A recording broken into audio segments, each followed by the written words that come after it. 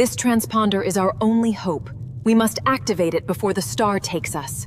The probability of failure is high, Mara. The observation deck of the Varith Ascendant hummed with the quiet thrum of gravity stabilizers. Beyond the viewport, a dying star bled orange light across the hull. 12 delegates from 12 worlds stood in a loose circle, beings who could read minds, bend light, or speak in frequencies no human throat could form.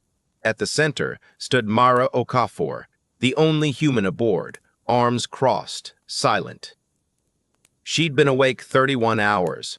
Her sleeve was scorched from a coolant fire 2 decks down that nobody outside engineering knew about.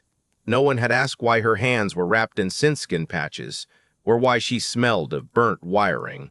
They simply assumed, as they always did, that the human delegate had arrived unprepared. She let them assume it. The ship had drifted for 6 days since the Continuum's relay network suffered its first total collapse in recorded history, silencing communication between 400 worlds in under an hour. 12 seats remained on the rescue convoy. A 13th delegation would mean leaving some homeworld to starve in the dark. Humanity had been added to the guest list 4 years earlier, almost as a courtesy. A young species, barely past its own solar system.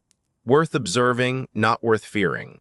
The choosing begins, announced the Vren ambassador, his crystalline skin scattering the dying starlight into small rainbows. Each delegation will demonstrate the trait that earns their species a seat. Strength, intelligence, unity. Show us what makes you worth saving when the network falls. 11 species had spent decades preparing for this. The Krell, a being of distributed silicon nodes, projected centuries of networked computation. Every Krell mind merged into one intelligence. The Athari, pulsing bioluminescent flesh, showed an empathic bond so complete that an entire colony could feel one member's pain and move as one to end it. The Vren displayed crystalline structures that repaired and reshaped themselves, surviving vacuum and fire alike. Then it was humanity's turn. "What will you show us?" the ambassador asked almost gently. Mara walked to the console and pulled up a single file. No schematics, no weapon, just old, grainy footage. "This is a flood," she said. Water surged through an Earth town square, swallowing cars whole. Human figures waded toward the current, not away from it, linking arms to pull strangers free. No central authority directed this, Mara said. No hive signal, just people who saw a stranger drowning and decided, without instruction or reward, to risk themselves. The Krell's sensor array tilted, inefficient. Several died. A coordinated network would have calculated survivable extraction points. "You're right. Some died. They didn't know if they'd succeed. They did it anyway." She switched feeds, a failing research station on the edge of human space, its reactor dying, oxygen bleeding into vacuum. 3 engineers stripped wiring from dead consoles, fashioning patches by hand-cranked light because even the backup power had failed. No advanced technology saved them, Mara said. Just scrap and each other and refusal to stop. The Athari's membrane pulsed. Resourcefulness under duress isn't unique to your species. It is merely your only option, given your limitations. Maybe. But every species here built greatness from abundance, symbiosis, networked minds, matter-shaping fields. We built up from nothing, over and over, every time something tried to erase us. We don't have one trait that makes us strong. We have the habit of refusing to stay broken. A third file, a polar expedition, decades before spaceflight, stranded on an ice shelf after their ship was crushed. The crew survived nearly 2 years on sled dogs, sailcloth, and salvaged lifeboats, with no certainty anyone knew they were alive.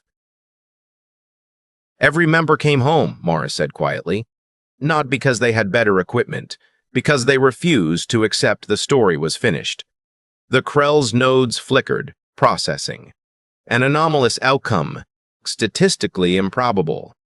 We've got a lot of those, Mara said. It's sort of our whole history.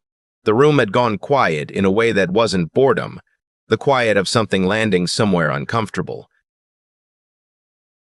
Show us something current, the ambassador said. Cooler now. Not history, now. Mara withdrew a small case. Inside, a circuit board, clearly improvised, hand soldered from mismatched parts, wires twisted rather than fused, a scavenged power cell duct taped to the frame. 3 days ago, this ship's long-range relay went dark, she said. Your engineers said a replacement part would take 11 days to fabricate because the printer itself needed recalibration first. Murmurs moved through the delegates. That malfunction was reported as accidental, the ambassador said. A coolant surge. It wasn't an accident, Mara said. Someone in this room sabotaged it. The deck went still. I found the burn pattern 2 days ago during a check nobody assigned me. Someone wanted this ship stranded long enough to miss the convoy's window, long enough that the choosing would happen without anyone watching too closely who got left behind. The Krell's lattice flared erratically. The Athari's glow dimmed to a guarded blue. No one spoke. I didn't have proof of who, Mara continued.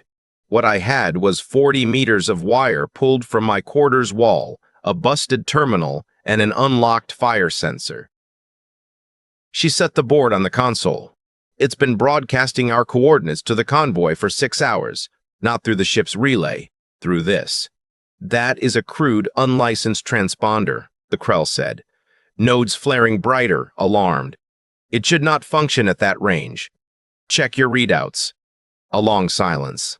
The ambassador's crystalline fingers moved across his console, his rainbow skin dimming, the Vren equivalent, Mara had learned, of going pale. Confirmed, he said. Convoy inbound, 11 hours.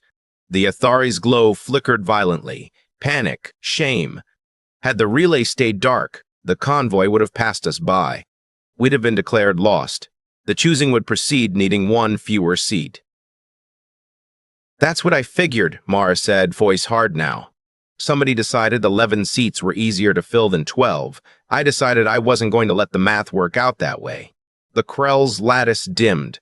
The signature Mara had learned, of a node isolating itself, going quiet, the way a guilty mind goes quiet.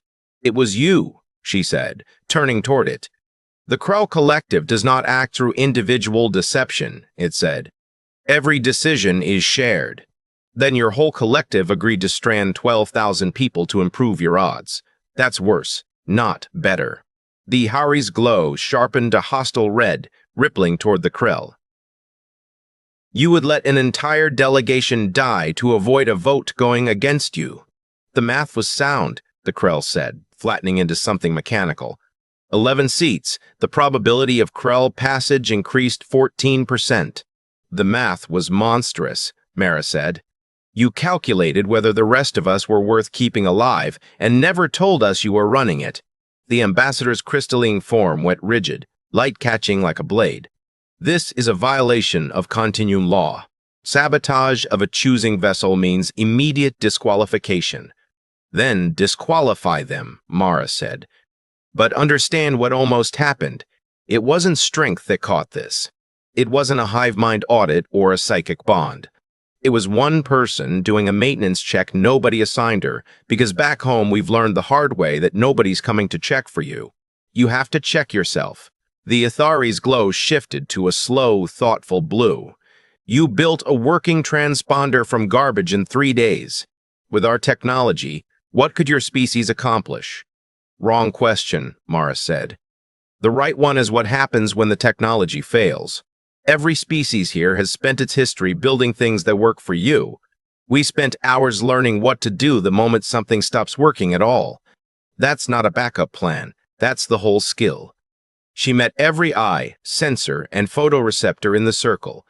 You're choosing who survives the fall of the network. Think about which trait matters more when the network is already gone, the one that built the ship, or the one that keeps people alive after it breaks. The ambassador studied her, then made a single notation visible to the whole circle: humanity, seat confirmed, designation, adaptive. Hours later, after the convoy's lights bloomed against the dark and the corridors filled with the relief of rescue, Mara sat alone on the observation deck, turning the little circuit board over in her hands. The duct tape had started to peel. A young Vren engineer approached, his crystalline form catching the new light. How did you know it would work? You had no way to test it. Mara smiled, tired. I didn't. I just knew sitting there doing nothing wasn't going to fix it. He was quiet a moment.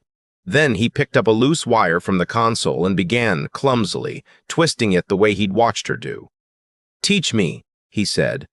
She did,